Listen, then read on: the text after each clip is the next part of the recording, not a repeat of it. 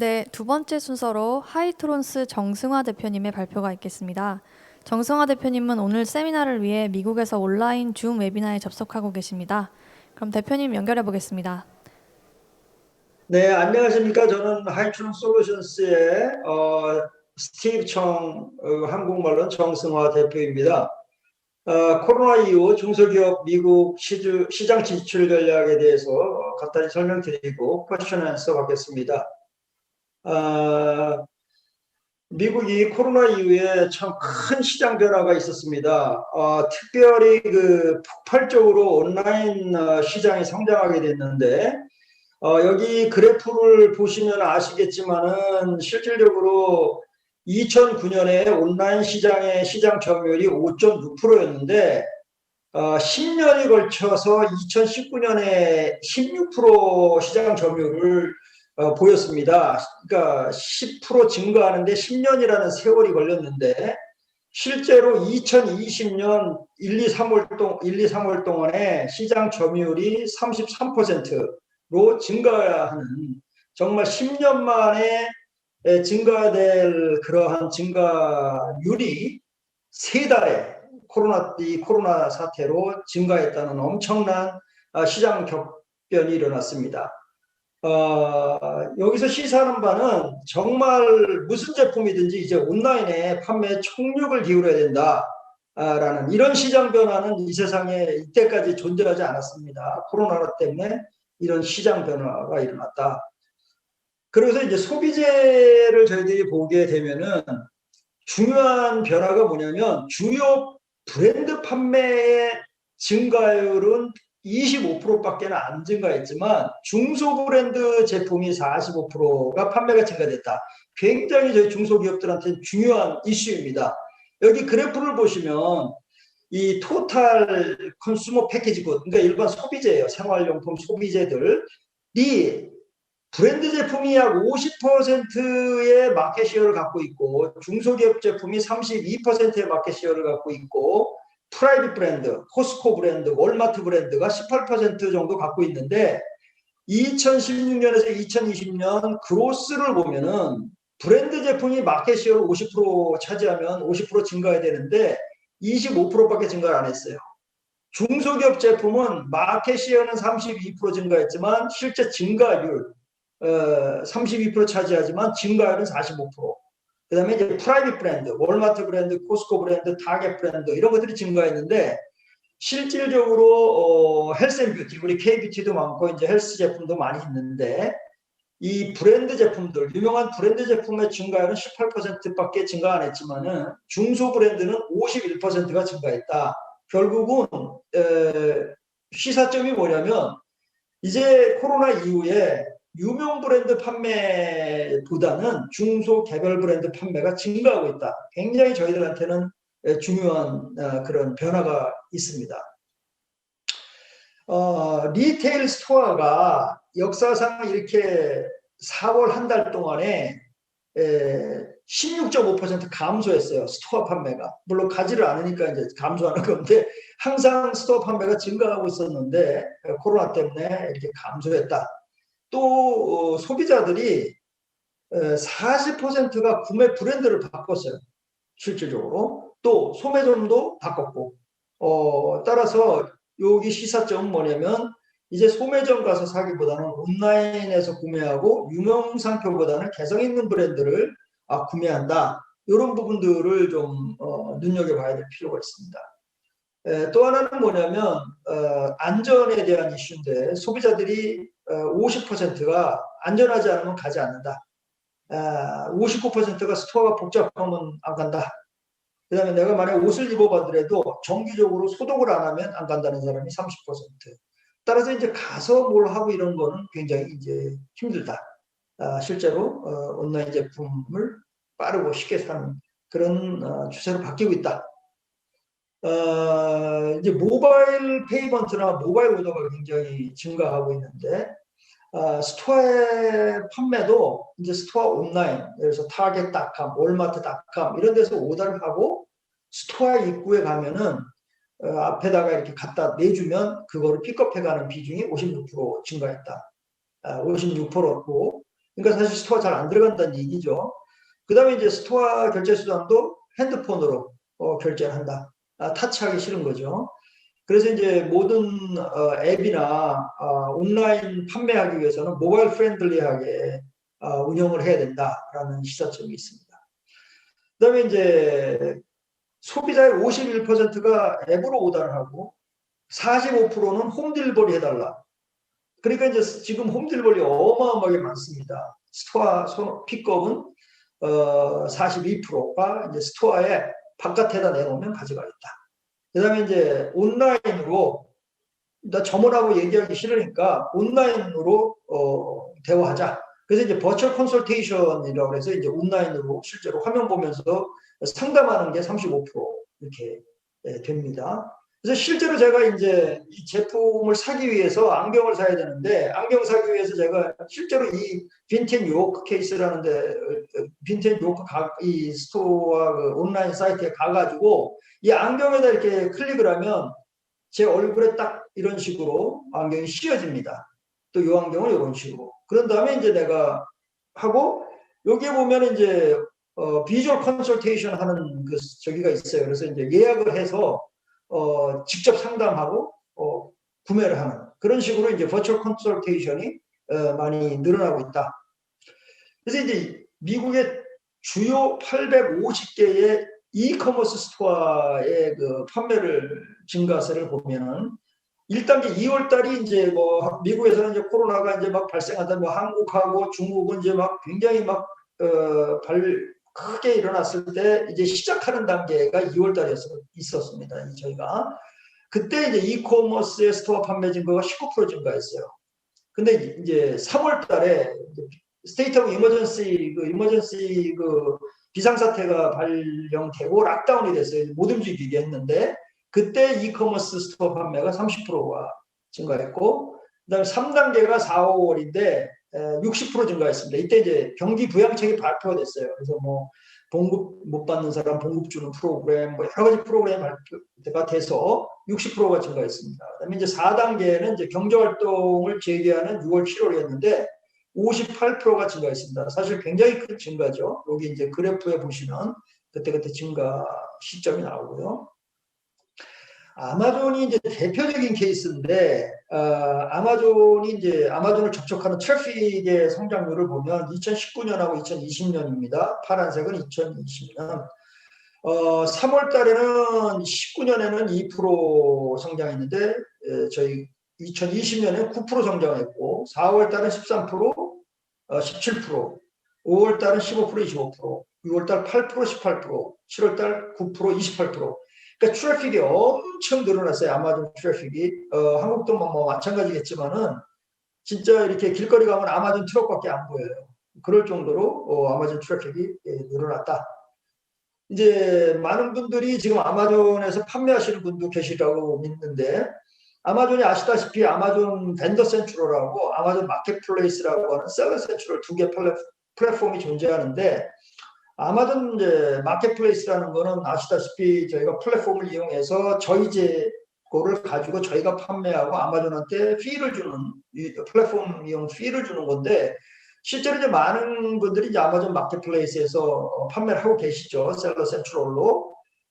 이 미국에 있는 셀러의 판매 제품이 아마존 마켓플레이스에서 팔리는 게 34억 개입니다. 그러니까 웬만한 거는 안 보이는 거예요. 34억 개가 팔리고 있고. 아마존의 마켓플레이스에 그 판매되는 제품의 퍼센테이지는 53%입니다. Q2에 보면은. 그러니까 굉장히 많은 양이 이제 아마존 마켓플레이스에서 판매되는 거고, 혹시 아마존에서 판매하시는 분들은 2019년 5월 말까지 11개월간, 그러니까 2018년 6월서부터 2019년 5월까지 평균 10만 불 1년 동안 파셨으면 에버리지 판매하신 거예요. 에버리지. 내가 2019년 5월 말까지 12개월 동안 10만 불 팔았다. 그러면 중간에 계신 거예요. 뭐 100만 불 파시는 분도 있고 뭐 500만 불, 1000만 불 파시는 분도 있고 5만 불 파시는 분도 있겠지만은 10만 불. 그런데 코로나 발생 이후에 2020년 5월 말까지 11개월간 판매한 평균액은 16만 불로 60% 증가했습니다. 그러니까 내가 올해 5월 말까지 16만 불 팔았다. 그러면 이제 에버리지로 판매하신 거예요. 아마존에서. 그런 이제 변화가 있었다. 60% 성장했죠. 그 다음에 이제 어떤 제품이 많이 팔리느냐. 코로나 이후에 부패하지 않는 식료품, 가정용품, 클린. 왜냐면 앳홈. 전부 집에 있으니까 가정에서 뭘 많이 써요. 가정용품 많이 팔리고. 그 다음에 클리닝 제품들이 많이 팔렸습니다. 25% 증가했고요. 냉동식품이 25% 증가, 신선 유지 제품 12% 증가, 애완동물 용품이 12% 증가했어요. 이 굉장히 큰 퍼센테이지인데, 사실 그 집에서 있으면서 이 애완동물들하고 굉장히 많은 그 교류, 이렇게 같이 생활하게 되면서 이제 애완동물 용품이 상당히 많이 증가했어요. 그래서 혹시 애완동물 용품 제조하시는 우리 중소기업분들 계시면, 한번 참고해 주시기 바라고요. 퍼스널 케어 약, 비주류 음료 8%, 이렇게 코로나19 제품이 변했고요. 판매가 늘어났고, 미국의 이제 인구 구조를 보면은 크게 4개의 그 클러스터로 나눌 수가 있는데, 첫 번째가 베이비 부머 세대입니다. 56세에서 74세, 7,100만 명이 있고, X세대가 40세에서 55세, 6,500만 명이 있고, Y세대가 밀레니얼스라 해서 25세, 39세, 7,200만 명. Z세대가 5살에서 24살인데 6,800만 명. 그러니까 에버리지로 잡아서 7천만 명씩 이렇게 있는 거예요. 7천만 명, 7천만 명, 7천만 명, 7천만 명. 그런데 중요한 게 뭐냐면 우리 베이비 부모 세대는 56세, 74세는 하여튼 60%에서 74%가 스토어에서 가서 보고 점원하고 얘기하고 그러고 사는데 익숙해져 있는 세대입니다. 그런데 X세대 같은 경우는 50%밖에는 스토어에 가서 구매하지 않아요. 보고. 근데 Y세대는 25%에서 44%. 그 다음 Z세대는 29%, 32%. 그러니까 점점 주는 거죠. 74, 50, 44, 32. 그 얘기는 뭐냐면 앞으로의 유통은 실제로 스토어 가서 보는 거는 이제 정말 이제 줄어든다는 얘기죠. 그래서 이게 이제 화장품을 실제로 코스메틱하고 스킨케어 제품을 이 클러스터별로 어떻게 가서 사느냐라는 거를 이제 여기다 써놓은 거예요. 근데 여기서 보시지만은 브라우징 스토어, 바인 스토어. 이거는 이제 스토어 가서 보고 스토어 가서 산다는 얘기고, 온라인에서 브라우즈하고 스토어 가서 보고. 그러니까 점점 이제 스토어 가서 사는 것은 줄어든다. 이렇게 보시면 되겠습니다. 그 다음에 이제 생활 패턴 Z세대가 이제 앞으로 미래의 세대이기 때문에 Z세대를 연구해야 되기 때문에 Z세대를 제대로 공략해야 앞으로 미래가 있습니다. 그래서 근데 이 Z세대는 아시다시피 소셜미디어에 인스타그램에 85%가 하고 있어요. 스냅챗 81%, 트위터 40%, 페이스북 31%, 핀터레스트 25%. 그러니까 어디다가 마케팅을 해야 되느냐? 인스타그램에다 마케팅을 해야 되는 거죠. 저희가. 그 다음에 비디오도 뭘 보나 저희는 뭐 케이블 텔레비 이렇게 해서 텔레비 보고 그랬지만은 지금은 이제 케이블 텔레비를 안 보고 유튜브로 텔레비도 보고 비디오 컨섭션을 유튜브로 하는 거예요. 37%가. 넷플릭스 35%, 케이블 12%, 굉장히 줄은 거죠. 훌루 7%, 뭐 이런 식으로 되어 있습니다. 가는 레스토랑도 다 바뀌었어요. 이제 칙필라, 스타벅스, 치폴레, 맥도날드, 던킨 도너스. 이 베이비 부모들은 맥도날드, 던킨 도너스를 가지만 이 친구들은 칙필라 이런 데로 가는 그런 이제 양상을 보이고 있습니다. 스토어도 보면 얼타, 세포라, 월마트, 타겟, 아마존, 얼타가 38%, 세포라 26%. 이런 식으로 이제 완전히 바뀌었어요. 그런 것들 참고하시면 좋을 것 같고. 그 화장품 K-뷰티가 많이 있어서 저희가 이제 좀 의미 있는 데이터를 뽑았는데, 실제로는 화장품이 이번에는 35% 뷰티 인더스트리를 감소했습니다. 이 코로나 때문에. 그 다음에 이제 피크 시즌에 비해서 50% 감소. 왜냐하면 스토어가 8주에서 20주 문을 닫았어요. 근데 이제 언제 정상이 될 거라고 보느냐. 맥켄지 컨설팅에서 2022년 퍼스트 쿼터에 정상적인 판매로 돌아온다. 이렇게 예상하고 있습니다. 화장품 같은 경우는.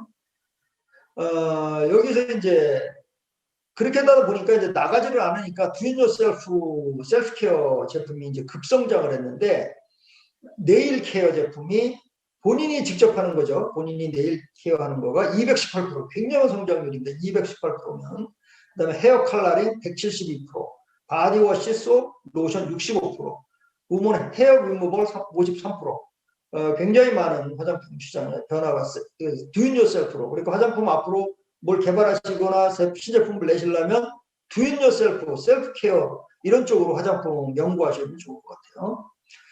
또 하나 아주 큰 변화가 있었는데 이 양대 화장품 전문점이 얼타하고 세포라라는 데가 있어요.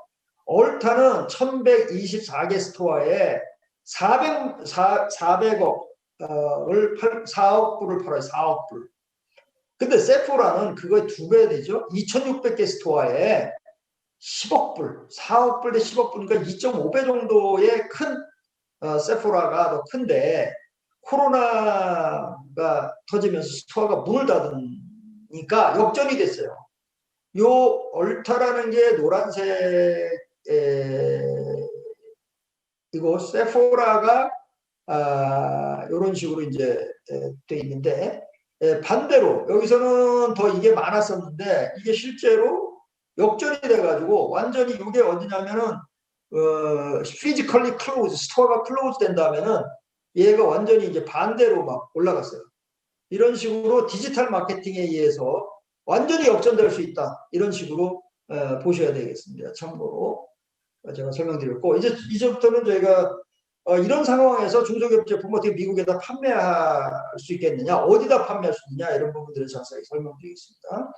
미국은 뭐 아시다시피 100대 유통망, 대형 유통망이 다 이렇게 점하고 있기 때문에 이 유통망에 판매하지 않으면 사실 판매한다고 볼 수가 없어요. 예를 들면 월마트 같은 경우는 스토어가 5,300개 있고 뭐 크로거 3,900개, 이제 아마존은 이제 스토어라기보다는 뭐 대포 이런 식으로 돼 있고 코스코가 510개, 홈디포 1,900개 이런 식으로 이제 월그린 뭐 7,000개 뭐 이런 식으로 돼 있기 때문에 저희들이 이제 이런 스토어에 판매를 하지 않으면 실질적으로 판매가 어렵다.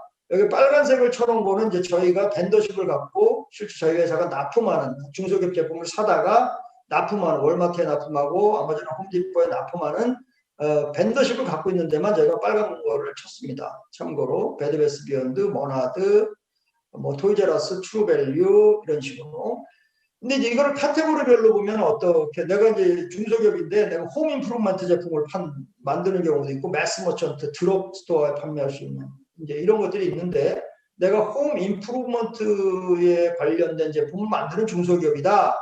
그럼 이제 공격해야 될 때가 홈디포, 트루밸류, 로스, 모나드, 에이스 하드웨어. 여기는 뭐 공구서부터 다 팝니다. 철물, 뭐 텔레비전 세탁기, 냉장고, 집에서 집 짓는 데 필요한 거 다 팔아요. 목재까지. 근데 매스 머천트는 이제 잘 아시다시피 슈퍼마켓 플러스 의류, 뭐 생활용품, 화장품 이런 거 다 파는 데입니다. 월마트, 타겟, 시어스, 샵코, 메이어스.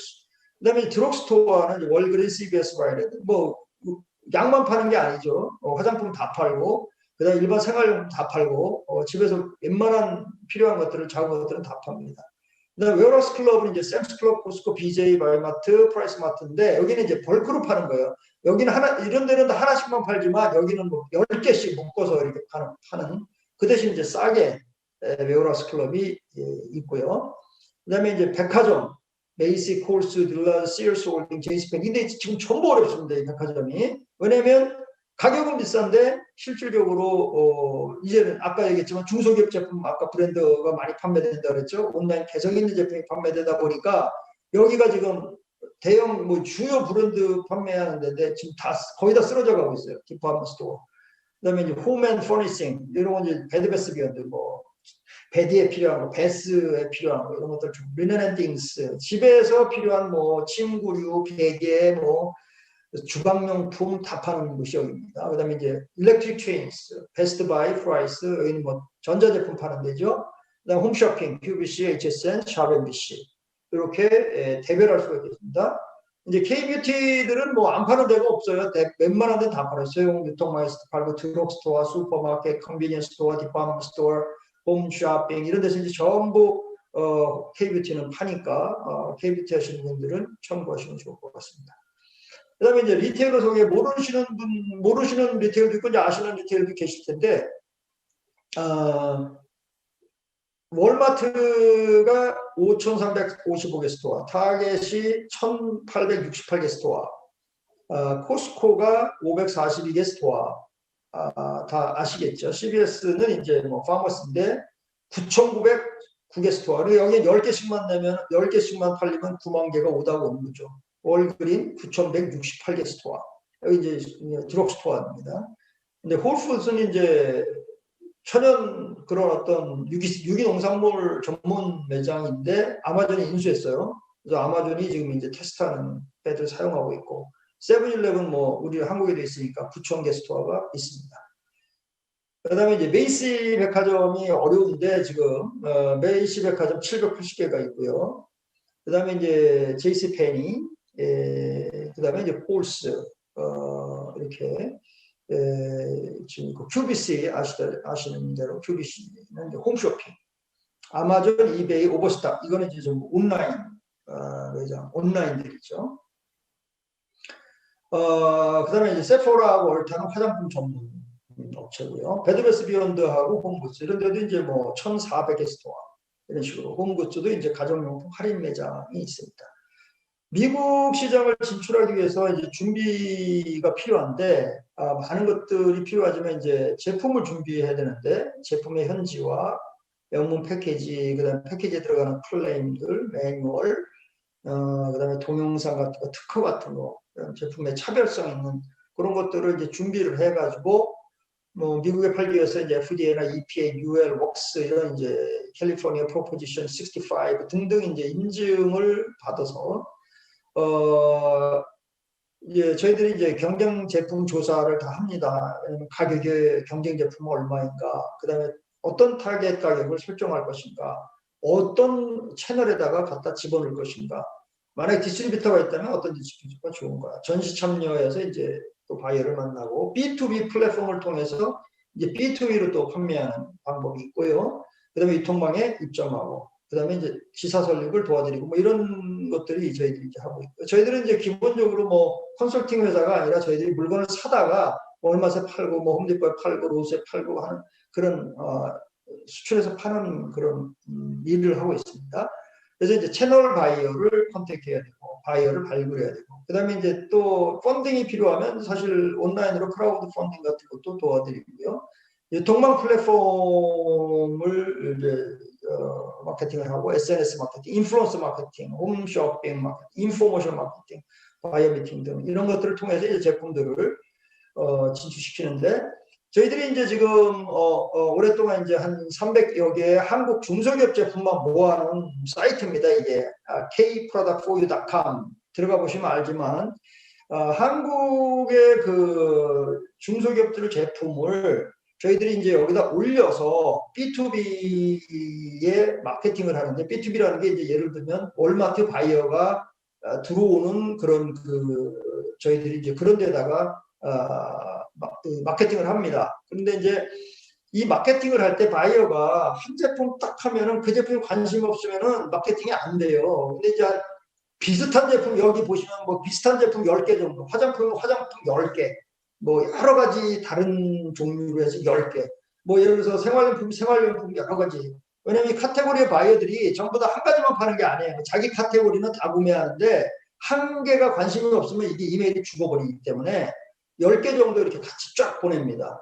근데 저희가 이제 한 4천여 명의 바이어 등록 정보를 갖고 있기 때문에 저희들이 지금까지 한 20여 년 동안 이 일만 했어요. 제가 84년에 제일기업에 입사해가지고 88년에 일본 갔다가 91년에 미국으로 와서 삼성 제품을 마케팅, 브랜드 마케팅, 광고 판촉, PR, 이벤트 전부 이런 걸 하면서 이제 배운 노하우로 97년서부터는 제가 나와서 삼성 제품 유통, LG 제품 유통하면서 2008년서부터는 중소기업 제품만 해요. 왜냐면 중소기업 제품들이 가능성 있는 게 많기 때문에 이러한 그 노하우, 삼성에서 배운 노하우 뭐 이런 것들을 통해 가지고 이런 이제 일들을 가능하게 할 수 있게 됐습니다. 또 이제 중소기업 제품들이 이제 1단계로는 우선 온라인 유통망에 입점하는 거죠. 아마존, 오버스탁, 뉴에그, 젯닷컴, 우닷컴, 언비러블, 이베이. 왜냐면 여기는 그래도 월마트나 뭐 코스코보다는 이게 진입 장벽이 낮잖아요. 낮으니까 일단은 뭐 아무나 들어갈 수가 있잖아요. 아마존 같은 경우는 저희가 이제 안 보여서 문제인데, 아마존만 할 게 아니라 한 10개 정도, 온라인에 유통망에 입점을 시킵니다. 저희가 아까 K프로덕트4U를 통해 가지고 입점을 시키면 그 입점된 걸 가지고 월마트에 가는 거예요. 너 어디서 팔아? 그럼 아마존에서도 팔고 이베이에서도 팔고 뉴욕에서도 팔고 우트에서도 팔고 그래? 그러면 한번 월마트에도 올려봐. 그럼 이제 저희가 월마트닷컴에 올라가는 거예요. 스토어는 아직 가지도 못하지만 월마트닷컴, 홈디포닷컴, 로스닷컴, 베드베스비언닷컴, 토이즈러스닷컴, 시얼스닷컴 이런 저희가 한 20개 정도 벤더십에 있는 스토어의 닷컴에 올려서 판매되게 됩니다. 그러면 이제 어떤 게 좋으냐면 아마존에만 올라가 있으면은 아까 34억 개가 팔리고 있기 때문에 어디 있는지 몰라야 돼, 제품이. 그럼 이제 구글에다가 내 제품을 키워드를 치면은 한 10개가 쫙 나와야 돼요. 예를 들어서 월마트에서도 팔리고 홈디포에서도 팔리고 로스에서도 팔리고 그러니까 10개 정도가 쫙 나오면 소비자가 딱 보고 이 제품은 아마존에만 있는 게 아니구나. 그러면서 이제 신뢰성을 갖게 돼요. 물론 이제 들어가기는 힘들죠. 벤더가 돼야 되니까. 그렇지만 아마존에서 파는 것뿐만 아니라 이렇게 한 10군데, 20군데에서 팔고 있어야 이 제품의 노출이 된다. 그렇게 해서 이쪽을 이제 테스트 마케팅을 해서 여기서 테스트 마케팅에서 성공이 되면 스토어로 들어오는 라인 리뷰라는 거를 불러요. 그래서 라인 리뷰를 저희들이 이제 하게 되면 이제 바이어랑 스토어에 넣기 위한 작업을 합니다. 이제 그걸 굉장히 시간이 걸리고 그런 거죠.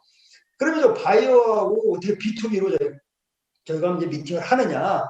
그럼 이제 지금은 다 옛날에는 이걸 다 저희가 전 시장에 가갖고 다 호텔에서 다 전시해놓고 이렇게 바이어를 만났는데 이제 다 없어져가지고 이게 줌으로 하고 있는 거예요. 줌으로 저희가. 그럼 여기 보시면 바이어들이 다 이제 이런 식으로 4명 나와 있고 저희가 또 이렇게 제품 이게 다 중소기업 제품이에요. 위에도 마찬가지고.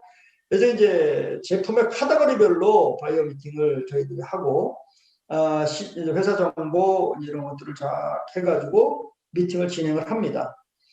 그래서 이제 유통망에 입점을 하려면 이제 실제적으로 케이스인데 이거 중소기업 제품이에요. 이게 이제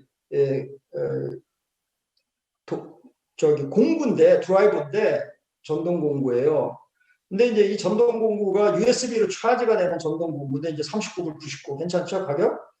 유통망 이제 벤더십이 있어야 되고 홈디포에 그래서 이제 저희가 제품 카테고리 바이어 이런 바이어를 만나서 승인을 받으면 이제 플랫폼이 열립니다. 그러면 거기다 저희가 쭉 여기 보시면 정보를 다 집어넣어야 돼요. 제품 정보 다 집어넣고 이거는 이제 배터리가 들어있기 때문에 웍스라는 걸 받아야 돼요. 배터리가 터지지 않는다 뭐 이런 인증을 받아서 판매 가격 등을 이제 승인을 받으면 이제 저희가 로지스틱 정보를 넣어야 돼요. 어떻게 쇼핑할 거고 어디서 쇼핑할 거고 이런 걸 다 넣으면 그다음에 재고 관리 및 주문 그러면 이제 실제로 홈디포닷컴에 라이브가 되는 겁니다.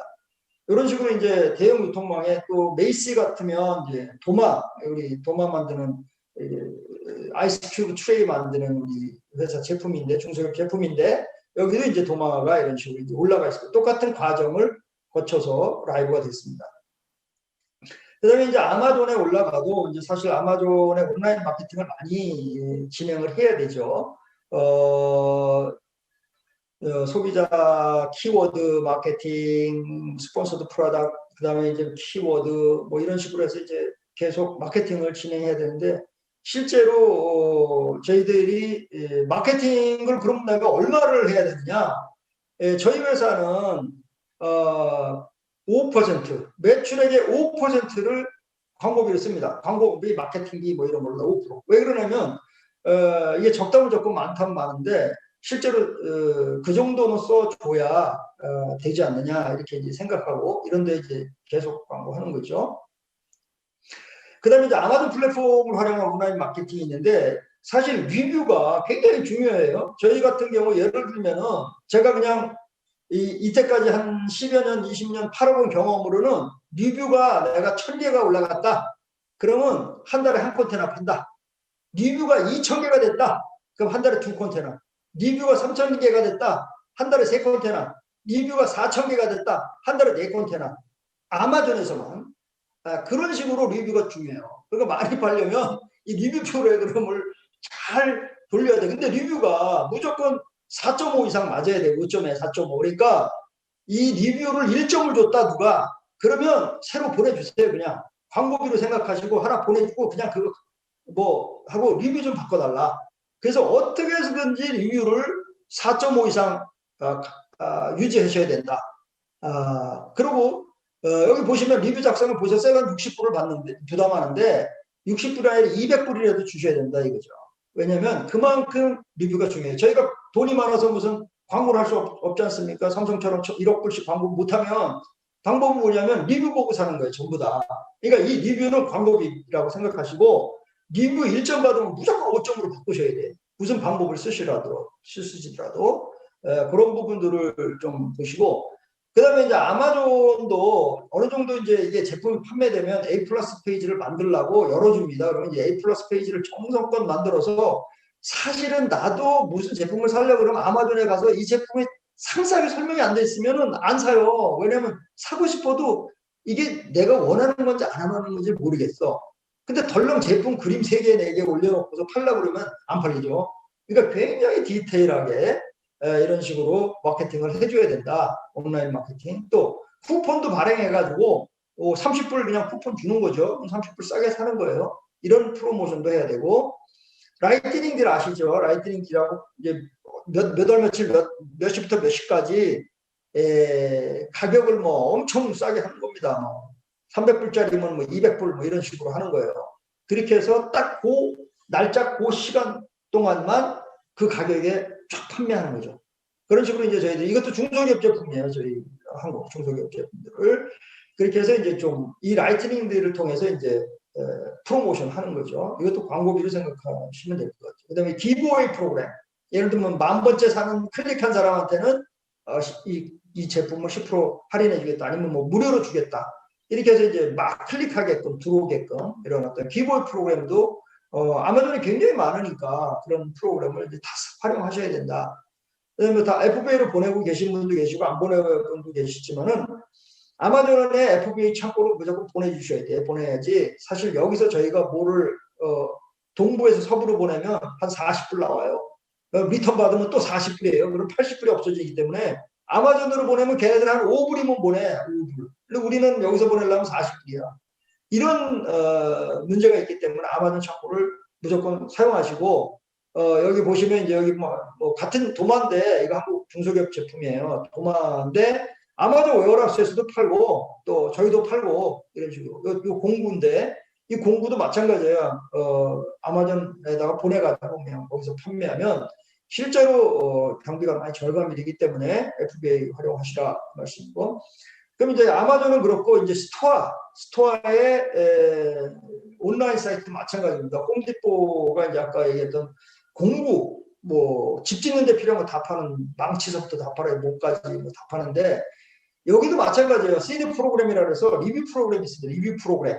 그러니까 내가 이 제품을 주는 거예요. 홈디포가 선별된 인플루언서들이 있어요. 그래서 이 제품을 써보고 자기 솔직한 그걸 감정을 쓰는 거예요. 이제 사용을 쓰는 거예요. 저희 보시면 5점 받은 것도 있고 3점 받은 것도 있고 4점 받은 것도 있고 1점 받은 것도 있어요. 저희가. 그러면 이 1점 받은 분은 연락을 해가지고 5점으로 바꿔야 돼. 제품 어떻게 무슨 문제 때문에 그런지를 파악을 해가지고 그래서 이제 홈디포의 아이템을 입점하고 시드 프로그램을 승인을 받아요. 저희가 이거를 5개에서 10개를 줄 테니까 홈디포의 그 리뷰 써주는 분들한테 리뷰를 우리가 받겠다. 그럼 무료로 이제 보내주는 거죠. 그래서 보내주면 이 사람들이 이제 써보고 이런 식으로 점수를 줘요. 근데 이거 굉장히 필요해요. 아마존의 리뷰 프로그램처럼 이렇게 해서 나중에 리뷰가 쌓이면 제품이 팔려나간다. 이렇게 말씀해 주시고요. 로스도 마찬가지예요. A 플러스 컨텐츠라고 해가지고 이 공구 제품을 자세하게 이렇게 사용할 수 있도록 A 플러스 아까 아마존처럼 A 플러스 페이지가 있어요. 그래서 이제 그런 식으로 로스도 공구상인데 그런 식으로 판매하는 거죠. 월마트도 마찬가지로 마케팅을 해야 됩니다. 월마트닷컴에 올려놨다고 팔리는 게 아니기 때문에 VIP 아이템 해갖고 상단에 위치한데 또 돈 줘야 되고 롤백이라고 제품 가격 할인해줘서 싸게 팔고 그다음에 이제 피처드 브랜드 페이지에서 이제 우리 제품을 쫙 연결해서 파는 거, 그다음 웹사이트 플레이스먼트 이런 식으로 이제 월마트도 마케팅을 해줘야 됩니다. 그다음에 이제 아까 얘기했죠. 제가 이거는 그냥 제 생각이니까 이거 어디 가서 이거 뭐 어디 자료에 있다 뭐 맥켄지 이런 데 아닙니다. 이건 제가 리뷰의 중요성이 이만큼 중요하다. 그래서 그거는 제가 그냥 말하는 게 아니고 정글 스카웃이라는 데 사이트 가시면은요. 순위가 나와요. 자기 제품 순위를 딱 넣으면 몇 개 팔렸다. 570개 팔렸다. 이게 딱 나와요. 그렇기 때문에 제가 이 말씀을 이렇게 팔린다는 게 아니라 그만큼 리뷰가 중요하니까 모든 돈을 써서라도 리뷰를 4.5 이상 1000개, 2000개, 3000개, 4000개를 하더라. 이런 말씀으로 드린 겁니다. 오해 없으시기 바랍니다. 이거는. 자, 그러면 이제 그러면 그것만 하느냐? 그게 아니죠. 요거는 이제 중소기업 매트 제품인데 자, 이런 셀시시라고 해서 이제 바이어한테 보낼 브로셔를 만들고 쇼룸에 전시에 나가서 전시를 하고 제품 보여주고 그다음에 이제 어린이 제품 관련 법규 조사해서 다 받아야 되고 테스트 인증 받아서 바이어를 컨택을 해서 이런 식으로 이제 미팅을 해서 소셜 미디어를 구축해서 예를 들면 이 제품은 뭐 인스타그램도 있고 페이스북도 있고 뭐 구글에도 있고 뭐 이런 식으로 다 하고 요 여자가 맘의 그 인플루언서예요. 우리나라 맘 카페처럼. 그래서 이 사람을 써가지고 저희가 인플루언서 마케팅을 했어요. 엄마들이 내 얘기들 이런 식으로 이제 좀 하고 기사도 이제 저희가 또 도와드리고 이런 식으로 이제 키즈 매트도 여러 가지 다양한 방법으로 했고 그다음에 이런 식으로 이제 제품의 패키지라든가 뭐 이런 것들을 도와드리고 이게 이제 셀시트인데 이렇게 해서 만들어서 이제 쭉 보내는 거죠. 바이어들한테 바이어 프레젠테이션 하기 위해서. 그다음에 이제 인포모셜이라고 있는데 인포모셜은 이게 비디오가 나올지 모르겠는데 이제 우리로 말하면 19불 99에 뭐 이거 다 팝니다 뭐 이런 거예요. 이제 이 플레이를 해보면 이런 식으로 이제 인포모셜을 활용해 가지고 저희들이 이제 19불 99 보통 이제 인포모셜은 19불 99에 그냥 탁 보고 그냥 충동 구매가 일어나도록 그런 마케팅을 저희들이 실제로 한국 중소기업 제품을 가지고 마케팅을 해서 판매를 한 그런 케이스입니다. 인포모션 마케팅. 그 다음에 이제 실제로 온라인 제품의 아이디어가 좋으면 저희들이 이제 크라우드 펀딩에 들어가서 신청을 하는데 아시다시피 뭐 크라우드 펀딩은 두 가지 큰 게 있어요. 킥스타터하고 인디고고가 있는데 이제 킥스타터하고 인디고고의 이제 다른 차이점은 뭐냐면 크라우드 펀딩의 킥스타터는 목표 금액을 설정하죠. 목표 금액을 달성하면 전체 금액의 5%를 차지하고 목표 금액을 내가 10만 불 했는데 10만 불 달성이 안 됐어요. 그러면 킥스타터에서 안 차지합니다. 근데 인디고고는 목표에 도달했을 때는 4%를 가져가지만 목표에 실패하면 9%를 가져가요. 그러니까 양쪽이 이제 다른 건데 그렇지만 모금된 금액을 받아요. 그러니까는 실제로 이제 둘 다. 그렇지만 인디고가 킥스타터를 통해서 저희들이 이제 거기뿐만 아니라 가젯 플로어라든가 클럽 같은 데를 통해서 이제 또 커뮤니티에 마케팅을 해가지고 내가 지금 인디고고에서 우리 제품을 클라우드 펀딩하고 있으니까 와서 봐라 이렇게 또 마케팅을 하는 거예요. 그러면 이걸 보고 이 친구들이 클럽이나 가젯 플로어에서 이제 인디고고나 킥스타터에 가서 이 제품이 이런 게 있네 내가 펀딩 하겠다 이런 것들을 이제 결정하는 거죠. 그래서 실제로 저희가 이제 이 제품을 가지고 한국 중소기업 제품인데 이걸 가지고 이제 저희가 실제로 운영을 했어요. 크라우드 펀딩을 했는데 이제 한국에 있는 우리 중소기업하고 같이 여기 이제 동영상 보시면 이제 이게 쫙 오른쪽에 보시면 이런 식으로 칸 모양이 이렇게 쫙 바뀌는 거예요. 이게 조명등인데 조명 굉장히 이쁘죠. 이거 이태리 이거 상 많이 받은 디자인상 많이 받은 거예요.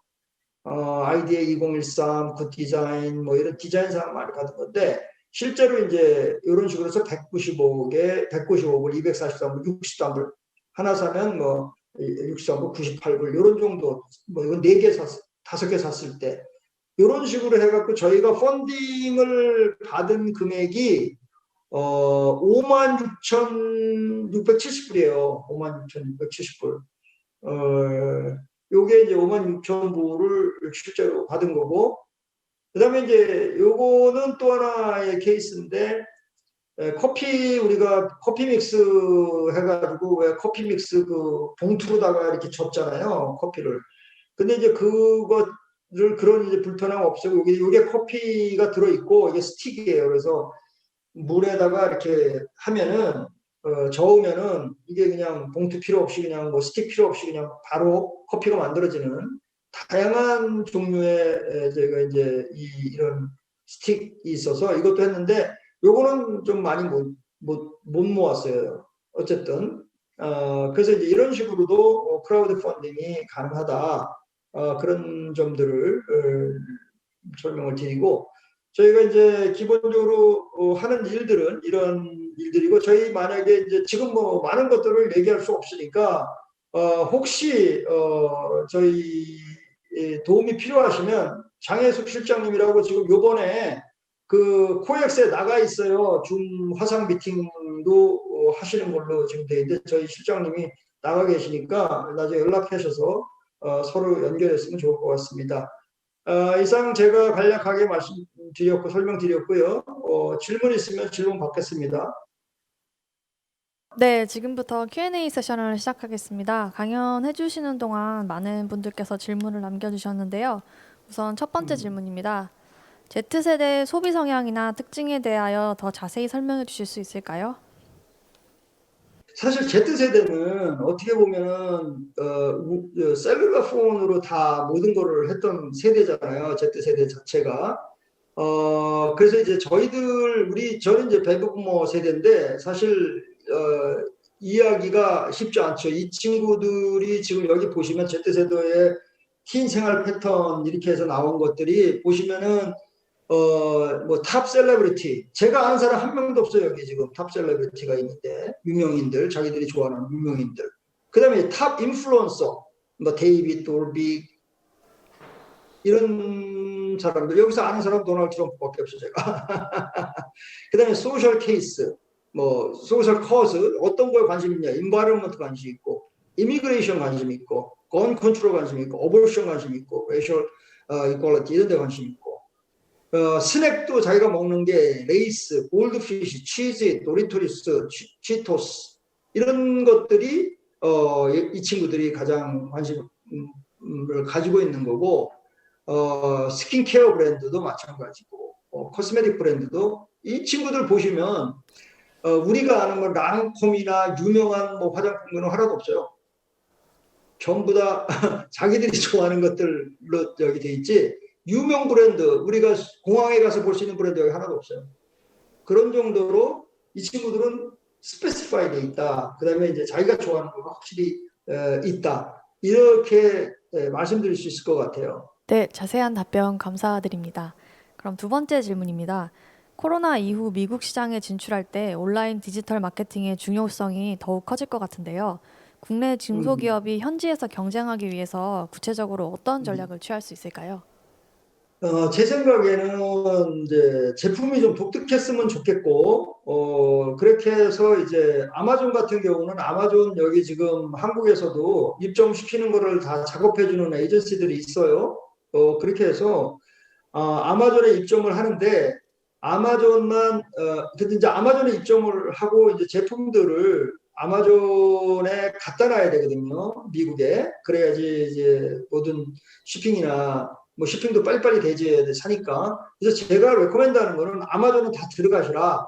그다음에 이제 아마존만 들어가서 하지 마시고 뉴에그라든가 또 그 여러 가지 있어요. 뭐 우트라든가 뭐 제딱함이라든가 오버스타이라든가 이런 데들도 여기서 많이 팔려서가 아니라 어디다가 치면은 구글에다 딱 치면 한 10개 정도는 쫙 나와야 돼요. 제품 팔리는 게. 물론 아마존 가서 사는 사람은 아마존 가서만 사지만 구글에서 찾는 사람들은 아마존에 안 뜨니까 다른 데서 있어야 된다. 그래서 이제 뭐 여러 가지 사이트에 접촉을 들어갈 수 있으면 좋겠고, 만약에 필요하시면 저희가 뭐 도움을 드릴 수가 있으니까, 그렇게 해서 우선은 쉽게 들어갈 수 있는 그런 그 온라인 사이트에는 다 올리셔라. 그 다음에 이베이도 여기서 한국에서 도와주는 데가 있어요. 그런 데를 다 접촉하셔서 들어가시고, 그 다음에 이제 월마시나 이런 데도 가능하면 여러 개를 같이 운영해라. 그게 제가 드릴 수 있는 답변인 것 같습니다. 네, 감사합니다. 그럼 세 번째 질문입니다. 마침 방금 답변 주신 내용 관련해서 물어봐 주셨는데요. 아마존이라는 플랫폼의 단점으로 재고 처리라던가 악성 리뷰에 따른 브랜드 이미지 손상 등도 있는데 이러한 점에 대해서는 음, 어떻게 대처해야 하는지요? 저희도 이제 어떤 경우는 경쟁사도 있어요. 경쟁사도 1점을 주는 거야, 사가지고. 그런 경우도 있고, 그 다음에 이제 썼는데 이제 진짜 마음에 안 들어가지고 1점 주는 경우도 있고, 내가 제품 디펙트로 인해서 기분이 나빠서 1점 주시는 분도 있고, 굉장히 다양하죠. 뭐 딜리버리가 늦어가지고 1점 주시는 분도 있고. 그러니까 이제 저희 같은 경우는 경쟁사다 이런 느낌이 들면은, 왜냐면 이유 없이 이렇게 1점을 주는 경우가 있어요. 뭐 이상하게 써가지고. 그러면 이제 저희가 어뷰즈 리포팅을 하잖아요. 이거는 어뷰즈다. 이거는 진실이 아니다. 그러면 이제 아마존에서 보고 조사를 해서 어뷰즈면 지워버려요. 1점짜리 지워버리고, 그 다음에 두 번째로 만약에 이 사람이 정말 제품이 디펙트가 나가지고 그런 거다 그러면 저희가 제품을 그냥 무료로 그냥 하나 더 보내줘요. 그것도 쓰시고, 내가 하나 더 보내드릴 테니까 쓰시고, 그렇게 해서 그 대신 이제 저희가 잘 호소를 하죠. 저기 원스타짜리를 5스타로 좀 바꿔달라. 그 다음에 이제 그렇게 해서 그런 원스타를 없애버려야 돼요. 그런데 그 과정이 굉장히 이제 시간이 걸리고 돈도 들어가지만, 아까 말씀드린 대로 그런 식으로 좀 관리를 하고, 이제 사실 웬만한 소비자들은요, 그런 식으로 친절하게 대해주면 이제 성질이 났다가도 굉장히 잘 이렇게 풀리는 경우가 많이 있어요. 진실하게 대해주면. 그래서 그런 식으로 리뷰를 좀 하고, 그다음에 이제 피드백 지니어스라는 게 있어요. 그래서 리뷰가 나오자마자 내가 쫙 이렇게 모이고 하는 그런 소프트웨어 돈 내면 하는 게 있어요. 피드백 지니어스 그거 있으니까 그거 가입하셔갖고 그거를 모니터링 하셔야 돼요. 리뷰를 모니터링 리뷰 하셔가지고 실질적으로 관리를 잘 할 수 있도록, 그래서 굉장히 신경 많이 써야 되고, 거기에 이 담당자가 하나 붙어 있으셔야 돼. 그것만 하는 담당자가. 예, 그렇게 좀 설명드리겠습니다. 그럼 이제 마지막 질문입니다.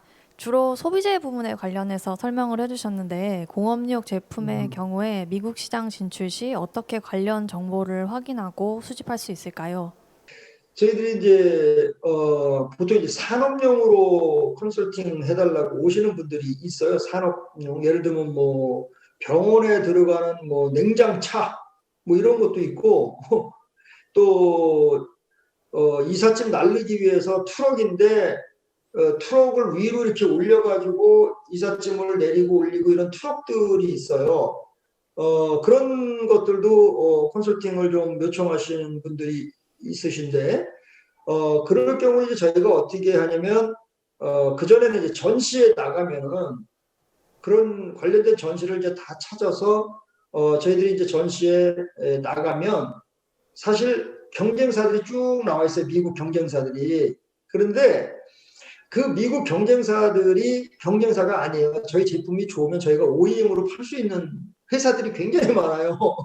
그래서 저희는 이제 오전에는 오는 손님 받고 오후에 잘 안 오니까 오후에는 돌아다니면서 우리 경쟁사를 찾아가는 거예요. 그래갖고 우리 제품은 이런 게 독특하고 이런 특징이 더 있는데 니네 제품 보니까 이런 게 없더라. 그러니까 우리 제품을 우리가 공급해 줄게. 우리는 여기 미국에 지금 그 시스템도 안 구축돼 있고, 그러니까 니네들이 우리 거를 좀 팔아달라. 그렇게 해서 실제로 그런 경쟁사이지만 우리 제품 할 수 있는 그런 방법들도 실제로 많이 있어요. 우리 제품이 독특한 게 많기 때문에 또 제품이 좋은 게 많아요. 그래서 이제 저는 공업재라든지 뭐 이런 뭐 산업재라든지 이런 것들은 그런 식으로 실제로 나오셔가지고 지금 이제 비대면밖에는 안 되겠지만은 그런 것들을 찾으셔서 그런 회사들하고 커뮤니케이션을 하다 보니까 어떤 경우가 또 있었냐면 우리가 그걸 팔려 갔는데 미국의 경쟁사 제품이 더 좋은 게 있는 거예요. 한국에다 갖다 팔 수 있는 게. 그래서 그 경쟁사 제품을 한국 또 독점 판매권을 받아가지고 한국에다 공급하는 경우도 있어요.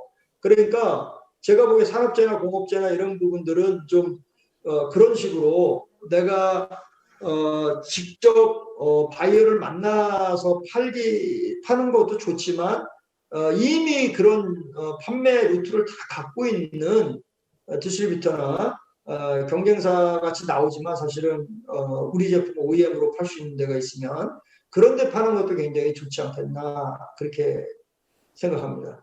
네, 감사합니다. 대표님 지금 답변 주시는 동안 추가로 질문이 한 가지 더 들어왔는데요.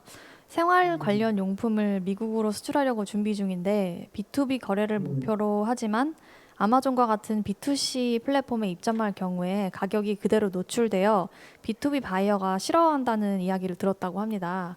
그래서 음, 정말 이게 사실인지 물어보는 음. 질문이 있었습니다. 이제 굉장히 그 가격 정책은 두 가지로 생각하셔야 돼요. 아마존에서. 자, 첫 번째는 내가 예를 들면 가격을 아마존에서 많이 팔기 위해서 놓는 게 아니라 실제로는 대형 유통망에 들어가기 위해서 아마존을 활용하는 케이스가 있어요. 예를 들면 아마존에는 100불에 놔요. 그런 케이스는 100불에 놓고 내가 월마트나 아니면 뭐 바이어랑 진짜 상담해서 뭐 1000개분 만개든 사가겠다 그러면은 야 이거 100불인데 너한테는 얼마에 줄게 이러면 얘가 마진이 확 생기는 거예요. 그런데 내가 100불을 100불을 놓고 야 내가 너한테 40불에 공급해 줄게 이러면 굉장히 좋겠죠. 60불 남으니까. 근데 나는 40불에 공급해 줄 수 있는 가격을 만들고 있는 회사예요. 그런데 이제 많은 경우가 내가 40불에 만들면 아마존에다가 이제 뭐 싸게 팔아서 싸게 먹고 많이 팔려고 가격을 낮춰서 놓으면은 그 다음에 아마존에서밖에 못 팔아요. 다른 그 바이어들은 그 가격을 보고 그럼 나한테 3, 40%에서 50% 마진 줘. 그러면 제조사가 그 마진이 없는 거야. 줄 마진이. 이제 이런 것들이 있어요. 왜냐면 아마존은 뭐 아시다시피 수수료 15% 띄고 뭐 쇼핑 앤 핸들링 뭐 5% 띄고 뭐 띄고 뭐 띄고 이렇게 해서 띄지만 사실은 어떤 우리 중소기업 입장에서 보면은 아마존이 그래도 제일 싸게 팔 수 있는 플랫폼이에요. 보시면. 왜냐면 뭐 월마트나 뭐 홈디포 이런 데 주려고 그러면 뭐 정신없이 달라는 게 많으니까 너무 가격을 후려치니까 그래서 가격 전략을 두 가지로 설정하셔라. 하나는 내가 아마존에서 왕창 팔겠다라는 전략으로 가려면 정말 경쟁력 있는 가격을 놔야 되고 경쟁사 다 분석해가지고 그게 아니라 아마존은 내가 홍보용으로만 놓겠다. 그래서 내가 홍보용으로 비싸게 가격을 놓고 실제로 바이어가 나타나면 싸게 줘서 그 사람이 많이 사게 하겠다. 이 두 가지 전략을 하는데 저희도 똑같이 해요. 저희도 어떤 제품은 진짜 가격을 싸게 놔가지고 아마존에서 완전히 팔 생각을 하고 아마존 모델로 개발해서 가져가는 게 있고 어떤 거는 아마존은 홍보용으로 놓고 비싸게 놓고 실제는 딜은 많이 사가는 사람하고 싸게 하는 딜을 하는 경우가 있으니까 지금 질문하신 분이 두 가지 전략을 가지고 만약에 제품이 조금 다르다 그러면 하나는 홍보용, 하나는 아마존에서 파는 용 이런 식으로 두 개의 제품을 가져가놔도 괜찮아요. 조금 바꾸면 되니까 패키지를 바꾸든지 뭐 하나를 더 집어넣든지 뭐 이렇게 해서 조금 그 전략에 따라서 아마존은 가격을 놔야 된다고 생각합니다. 네, 답변 감사드립니다. 그럼 이제 Q&A 세션을 마치고 이렇게 미국에서 시간 내어서 발표해 주신 정승화 대표님께 감사드리며 이번 세션 마치겠습니다.